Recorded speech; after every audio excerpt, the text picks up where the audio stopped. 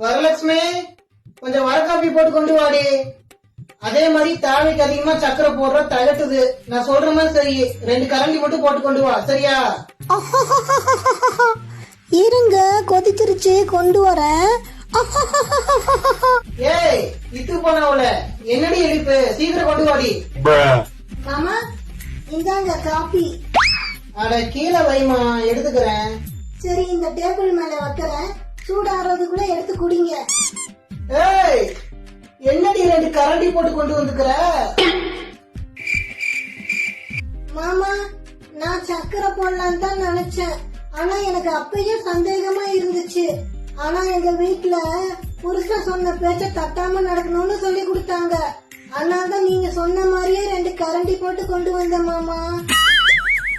சொல்ற பேச்ச தட்டாம பாத்துக்கணும்னு சொல்லி கொடுத்த பெரியவங்க புருஷன் எந்த செவத்திலயும் முட்டாம பாத்துக்கணும்னு சொல்லி கொடுத்திருந்தா நல்லா இருந்திருக்கும். மாமா, அந்த காப்பி குடிச்சு பார்த்துட்டு எப்படி இருக்குன்னு சொல்லுங்க.